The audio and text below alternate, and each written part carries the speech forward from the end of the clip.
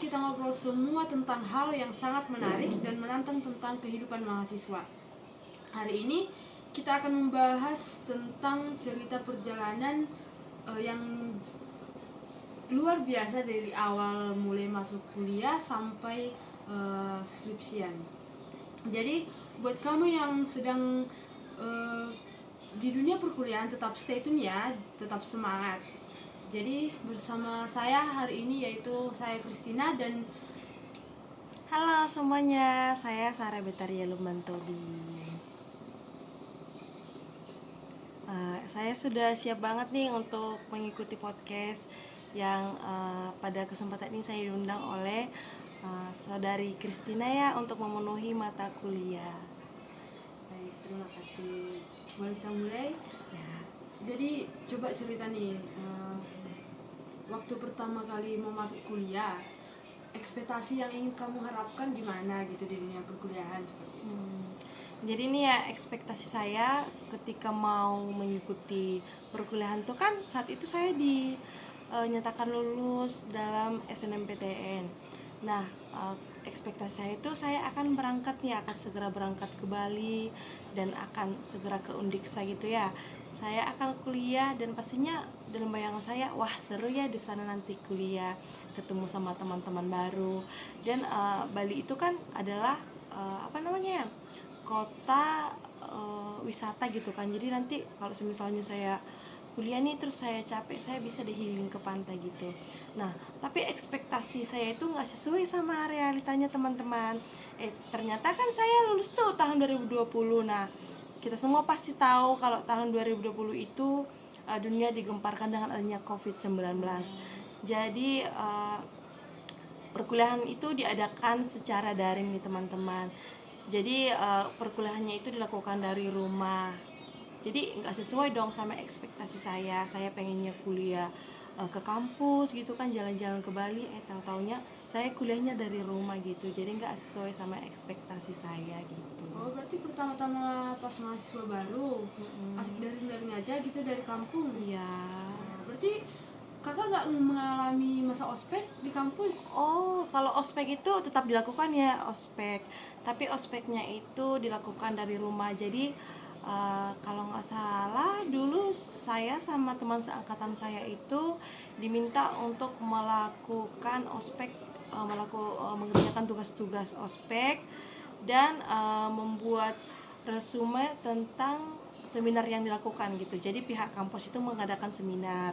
Nah, setelah mengadakan seminar itu kami diminta untuk membuat review seminarnya seperti itu. Jadi gimana nih? Setelah berapa lama nih mengalami hal itu seperti daring gitu masa COVID-nya? Sampai semester berapa baru masuk ke kampus ya? Iya. Jadi ketika corona itu ya berlangsung sangat lama ya, 2 tahun. Bahkan saya mengira, saya sempat berpikir sepertinya nanti saya akan daring selamanya sampai wisuda gitu. Tapi ternyata saya daringnya hanya sampai semester 4 saja gitu. Jadi dari tahun 2020 sampai 2022 saya kuliahnya dari rumah teman-teman. Nah, di semester 5 baru deh saya ke Singaraja, ke Bali gitu.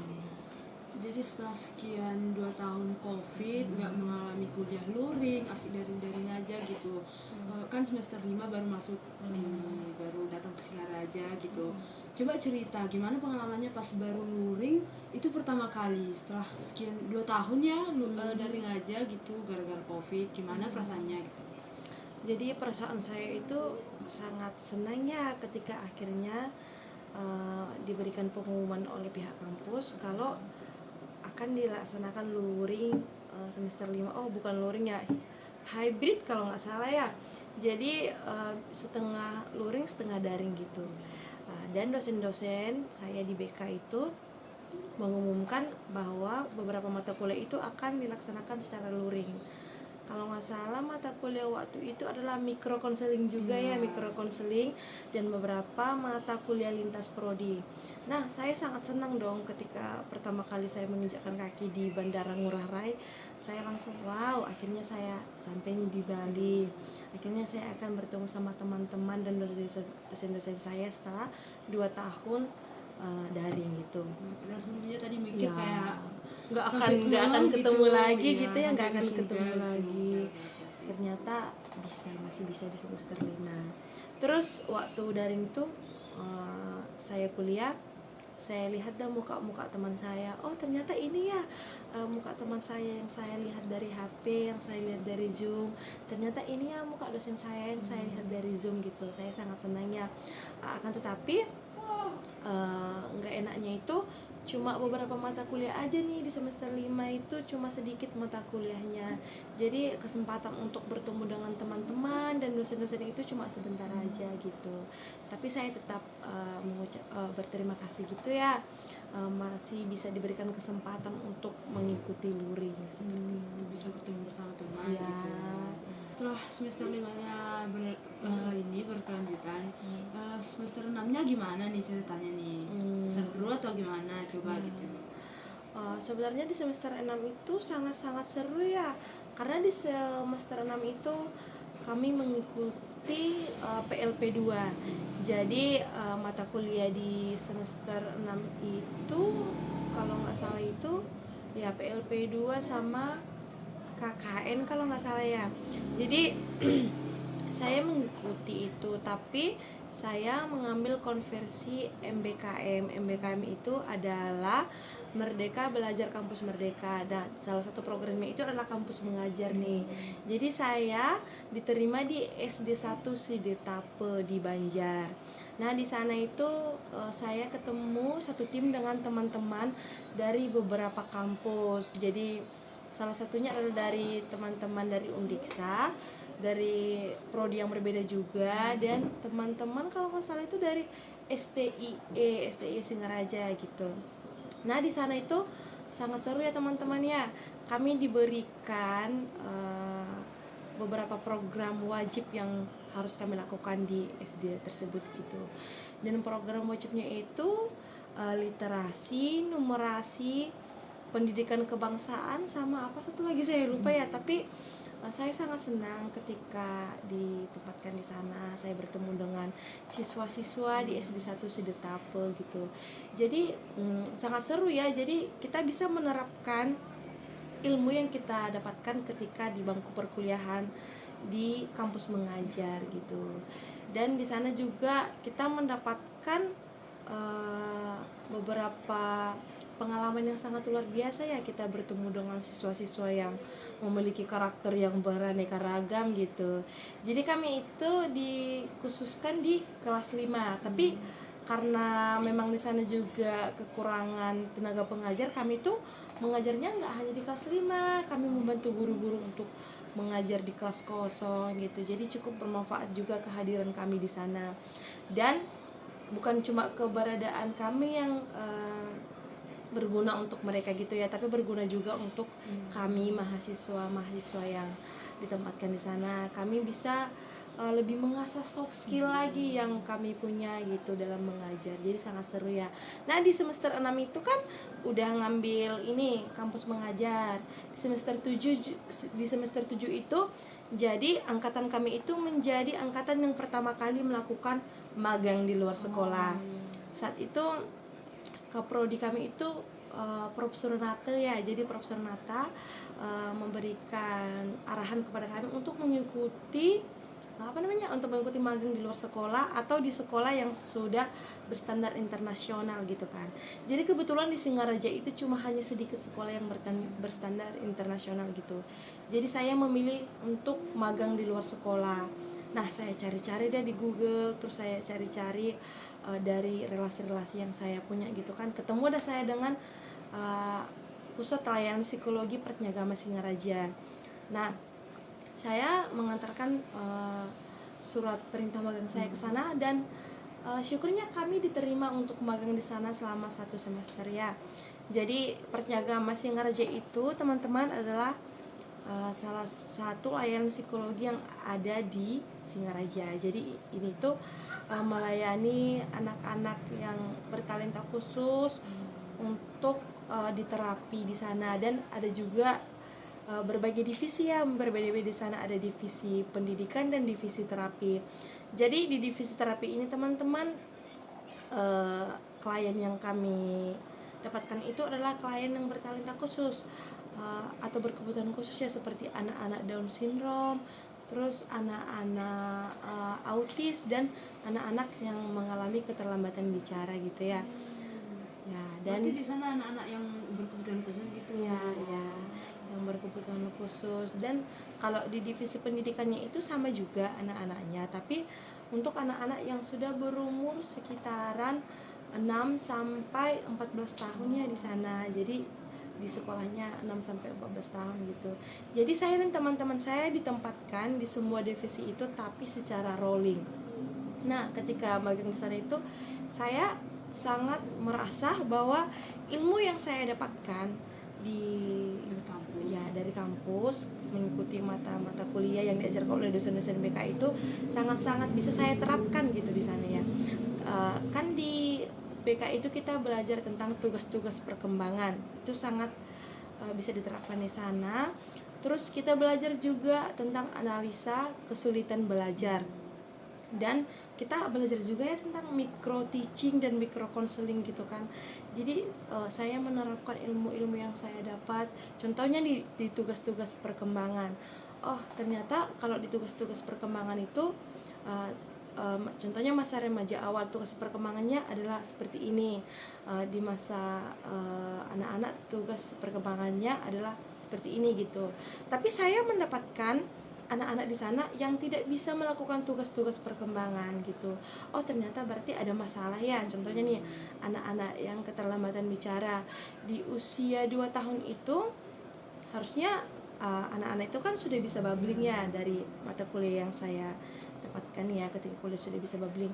Tapi ternyata belum ada keluar kata gitu. Jadi saya menganalisa siswa tersebut berarti memiliki masalah. Ternyata ketika ditemukan keterlambatan bicara itu juga teman-teman sangat dipengaruhi oleh sensorinya atau motoriknya gitu kan. Jadi saya di sana mendapatkan ilmu yang sangat bermanfaat, dan ilmu yang saya dapatkan di kuliahan juga bisa saya terapkan di sana seperti Jadi itu. lebih mengerti gitu Ya. karena dunia perkuliahan kan cuma bahas materi gitu Ya. terus udah langsung ke dunia nyata, jadi kayak langsung lebih mengerti aja gitu. Seperti itu.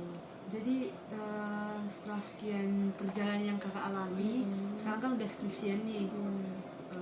Jadi gimana nih perasaannya mengalami skripsian itu? Gimana suka duka gitu? Jadi sebenarnya ketika mengerjakan skripsi itu capek tapi seru teman-teman ya. Jadi pas pengerjaan skripsi itu kan kita mencari suatu fenomena, dan kita meneliti fenomena tersebut, dan kita menerapkan konseling yang kita pelajari untuk menangani fenomena tersebut. Jadi hal yang sangat mengasihkan gitu ya. Kita harus terjun ke lapangan, penelitian secara langsung, dan menerapkan teori-teori yang kita dapatkan di perkuliahan. Menurut saya itu hal yang sangat-sangat menyenangkan ya ketika skripsian, karena kita mengulik suatu permasalahan dengan konseling-konseling yang kita pelajari dari semester 1 sampai semester 6 nih. Jadi sangat seru sekali ya. Ya memang akan ada beberapa tantangan dalam skripsian. Kadang kalau kita skripsian nih tiba-tiba ada aja gitu masalah yang tak terduga gitu. Mulus gitu. Ya. Kalau dipikir-pikir sebenarnya kita cuma mengerjakan skripsi, terus membaca jurnal, terus habis itu selesai gitu ya, mungkin perkiraan beberapa orang. Tapi ternyata enggak segampang itu gitu untuk menjalani proses skripsian. Tapi saya merasa ketika kita sedang mengerjakan skripsi itu hal-hal yang sangat mendewasakan kita seperti itu ya. Karena dari saya pribadi ketika saya mengerjakan skripsi itu saya bertemu dengan beberapa karakter siswa yang berbeda-beda, dan kebetulan isu yang saya angkat itu adalah tentang bullying atau perundungan verbal. Jadi pastinya saya berhadapan dengan siswa-siswa yang memang bermasalah gitu ya. Jadi kita harus mengulik bagaimana sudut pandang dari korban bullying ini, bagaimana sudut pandang dari pelaku bullying ini gitu. Jadi ketika penelitian itu saya menyimpulkan nih bahwa sebenarnya pelaku bullying itu melakukan suatu perundungan itu karena ada suatu gap atau ada suatu kesenjangan, baik itu kesenjangan dalam keluarga seperti itu ya. Dan saya mendapatkan kesimpulan bahwa ternyata perilaku bullying itu disebabkan oleh faktor-faktor internal atau eksternal. Contohnya nih, sebenarnya anaknya nggak mau melakukan bullying, tapi karena dia menerima perlakuan yang buruk dari orang tua, terus dia merasa tidak mendapatkan kasih sayang, jadi dia seperti mencari perhatian dari orang lain dengan melakukan bullying seperti itu.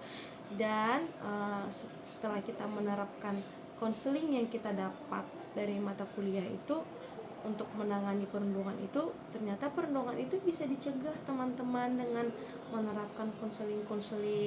Kebetulan saya mengambil konseling behavioral atau konseling perilaku dengan teknik modeling seperti itu. Jadi sangat seru sekali ya ketika mengerjakan skripsi itu, karena kita mengangkat suatu fenomena, kita meneliti fenomena tersebut, dan kita memberikan suatu treatment yang kita dapatkan teorinya ketika kita sedang kuliah seperti itu. Jadi sangat-sangat seru dalam proses skripsian itu. Berarti kakak sekarang udah selesai? Ya, sudah selesai. Jadi selama skripsian pernah nggak kakak merasa down gitu pas ini gitu? Coba. Kalau merasa down sudah pasti ya down. Apalagi kalau kita ngerasa kayaknya nanti aku udah di ACC deh, ternyata masih ada yang salah, masih ada yang perlu diperbaiki, masih ada revisi gitu ya.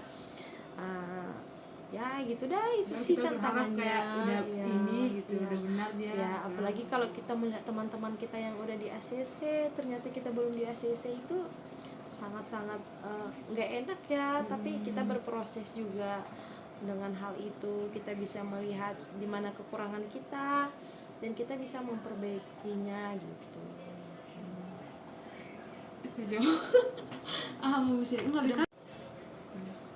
Oh, jadi seru juga ya, dari mulai pas semester pertama, semester awal dari ngajar gara-gara COVID sampai skripsian gini, banyak pengalaman yang dihadapi gitu. Ternyata masa perkuliahan itu ada suka ada duka gitu, ternyata senang juga gitu.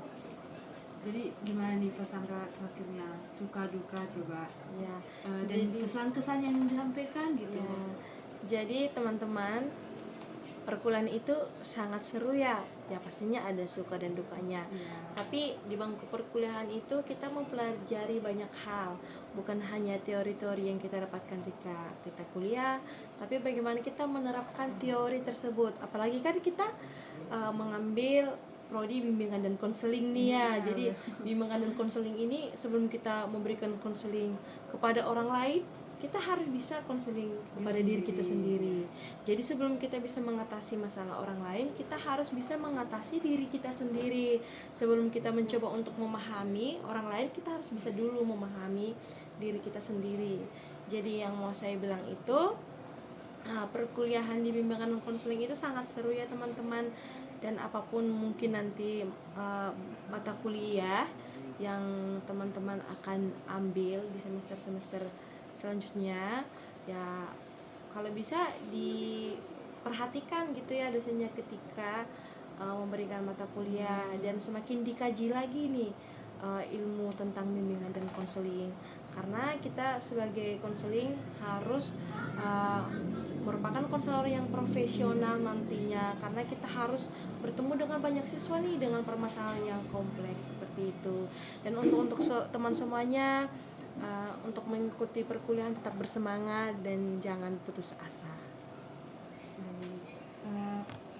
Terima kasih buat Kak Sarah yang sudah sharing perjalanan selama kuliahnya.